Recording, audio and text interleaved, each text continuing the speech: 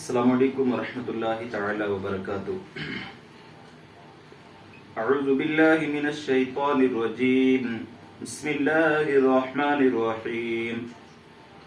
واعلموا ان فیکم رسول اللہ لو یطیعکم فی کثیر من الامر لعنتم ولکن اللہ حبب الیکم الایمان وزینہ فی قلوبکم وکرہ الیکم الکفر والفسوق والعصیان اولئک هم الراشدون فضلا من اللہ ونعمہ واللہ علیم حکیم۔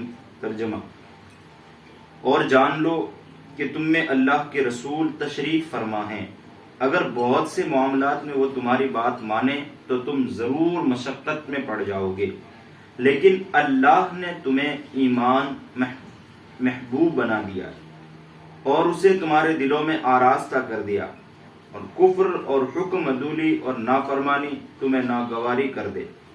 ایسے ہی لوگ رشد و ہدایت والے ہیں۔ اللہ کا فضل اور احسان ہے اور اللہ علم والا حکمت والا ہے۔ یہ آیت کریمہ اور اس کے بعد جو آیت کریمہ ان میں مسلمانوں کو یہ حکم دیا گیا کہ ضروری نہیں ہے کہ آقا کریم صلی اللہ علیہ وسلم تمہاری ہر بات کو مانے یا جو تم چاہتے ہو ایسا ہو جائے۔ اگر معاملہ ایسا ہو جائے تو تم مشقت میں پڑ جاؤ گے۔ یقینی طور پر رب تبارک و تعالی حکمت والا اور علم والا۔ اللہ رب العزت احکم الحاکمین ہے، تمام حکمتوں میں سب سے زیادہ حکیم اللہ رب العزت کی ذات ہے۔ وہ جسے چاہے جیسا دے، جسے چاہے جب موت دے، جسے چاہے رزق دے۔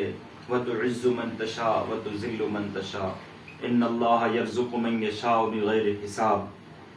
اللہ رب العزت جس حال میں رکھے ہمیں اس حال میں رہنا ہے۔ اس کی حکمت ہمیں سمجھ میں نہیں آتی، ہمیں سمجھ میں آئے یا نہ آئے، ہمیں اس کے ہر معاملے کو دل سے ایکسپٹ کرنا چاہیے۔ بعض دفعہ ہوتا ہے کسی کو بیٹا ہوتا ہے، بیٹی نہیں ہوتی ہے، تو وہ پریشانیوں میں مبتلا رہتا ہے کہ مجھے بیٹی نہیں ملی۔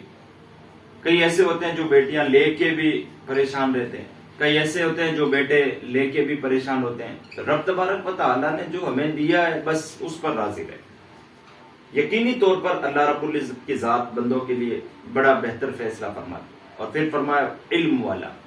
اللہ رب العزت علم اور حکمت والا ہے۔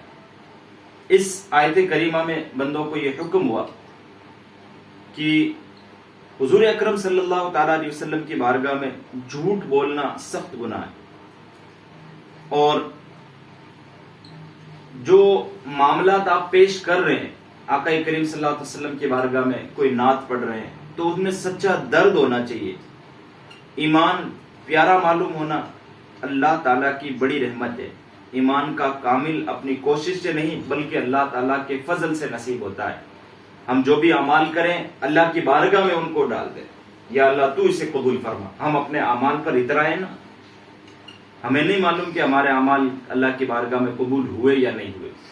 اب جو آیت کریمہ ہے ان میں مسلمانوں کو آپسی جو زندگی گزارنے کا طریقہ وہ بتلایا جا رہا ہے۔ حکم ہوا وَإِن طَائِفَتَانِ مِنَ الْمُؤْمِنِينَ اقْتَتَلُوا فَأَصْلِحُوا بَيْنَهُمَا فَإِن بَغَتْ إِحْدَاهُمَا عَلَى الْأُخْرَى فَقَاتِلُوا الَّتِي تَبْغِي حَتَّى تَفِيَّ إِلَى أَمْرِ اللَّهِ فَإِن فَاءَتْ فَأَصْلِحُوا بَيْنَهُمَا بِالْعَدْلِ وَأَقْسِطُوا إِنَّ اللَّهَ يُحِبُّ الْمُقْسِطِينَ۔ اور اگر مسلمانوں کے دو گروہ آپس میں لڑ پڑیں تو تم ان میں صلح کرا دو، پھر اگر ان میں سے ایک دوسرے پر زیادتی کرے تو اس زیادتی کرنے والے سے لڑو یہاں تک کہ وہ اللہ کے حکم کی طرف سے پلٹ آئے، پھر اگر وہ پلٹ آئے تو انصاف کے ساتھ ان میں صلح کرا دو اور عدل کرو، بے شک اللہ عدل کرنے والوں سے محبت فرماتا ہے۔ یہ آیت کریمہ ایک مرتبہ نبی کریم صلی اللہ علیہ وسلم ایک دراز گوش پر سوار ہو کر تشریف لے جا رہے تھے۔ اس دوران انصار کی مجلس کے پاس سے گزر ہوا تو وہاں تھوڑی دیر ٹھہرے۔ اس جگہ دراز گوش نے پیشاب کیا تو عبداللہ بن ابی نے ناک بند کر لی۔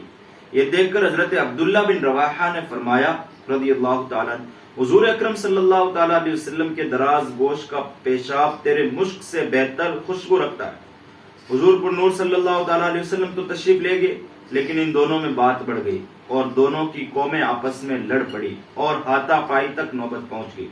صورتحال معلوم ہونے پر سرکار دو عالم صلی اللہ تعالیٰ علیہ وسلم وہاں پر تشریف لائے اور ان میں صلح کرا دی۔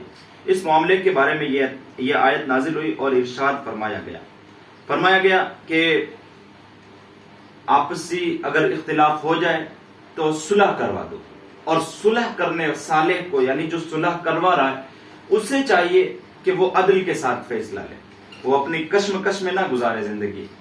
کبھی کبھار ایسا ہوتا ہے نا، ایک طرف وہ دوست کا معاملہ آ جاتا ہے، ایک طرف بھائی کا معاملہ آ جاتا ہے، پھر وہ شاعر کا بڑا مشہور شعر، منصف ہے کشمکش میں فیصلہ کدھر کروں، قاتل ہے میرا بھائی مقتول ہے میرا دوست۔ تو اس جگہ فیصلہ صلح کرنی چاہیے اور عدل کرنا چاہیے، اور اللہ رب العزت عدل کرنے والوں کو پسند فرماتا ہے۔ یہاں پر فرمایا گیا کہ مسلمانوں میں صلح کرانا حضور اقدس صلی اللہ تعالیٰ علیہ وسلم کی سنت اور اعلیٰ درجہ کی عبادت ہے۔ آج ہمارے درمیان یہ جو چیز ہے صلح والی، یہ بالکل ختم ہو گئی۔